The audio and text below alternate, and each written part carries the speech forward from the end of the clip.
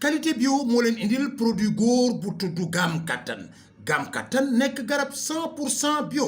efficace lool ci ñi am néew kattan ci wàllu sëy ñii gaaw a daanu ak ñi nga xam ne seen sperme dafa am problème te mënuñoo am doom ñii amee hémorroïde te mu sonal leen di seere wala amee ballonnement Gam Kattan boo ko jëlee mu traité ko cey Gam Kattan.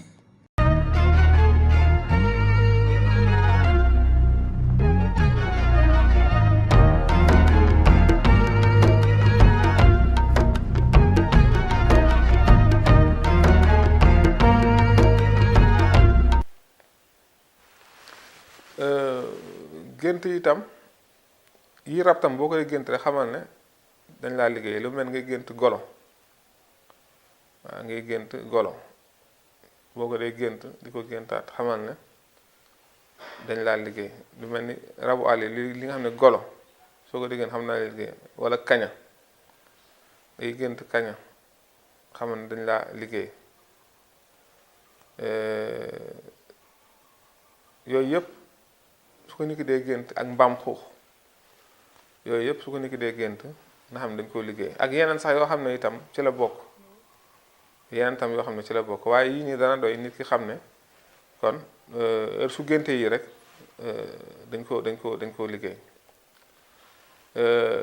bu dee tam wàllu leneen ci wàllu gént ci yoon wi nga xam ne su ko nit ki dee gént nga xam ne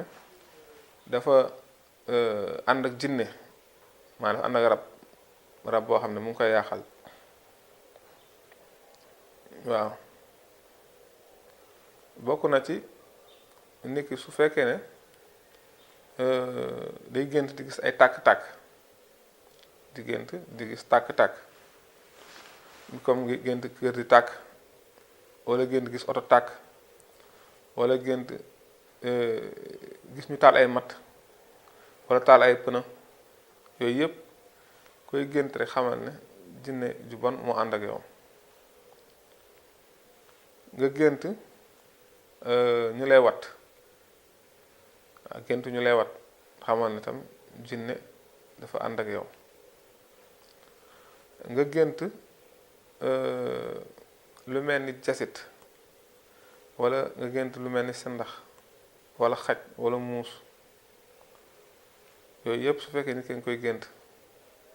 nga xam ne jinne ju bon mu ngi ànd ak moom gént tam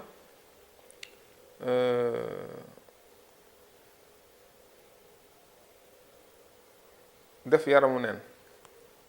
gént def yaramu neen su ko nit ki dee gént rek nga xam ne rab mu ngi ànd ak moom di ko yàqal yooyu ay gént la yoo xam ne itam bokk na ci màndarga nga xam ne rab bu bon mu ngi ànd ak yow di la yàqal yooyu yëpp bu ko nit ki dee gént ci boppam na xam ne ay màndargaam la. mbokk yi qualité bio moo leen indil produit góor bu tudd Gam Kattan nekk garab 100% bio efficace lool ci ñi am néew kattan ci wàllu sëy ñii gaaw a daanu ak ñi nga xam ne seen sperme dafa am problème te mënuñoo am doom ñii amee hémorroïde te mu sonal leen di seere wala amee ballonnement Gam Kattan boo ko jëlee mu traité ko cey Gam Kattan.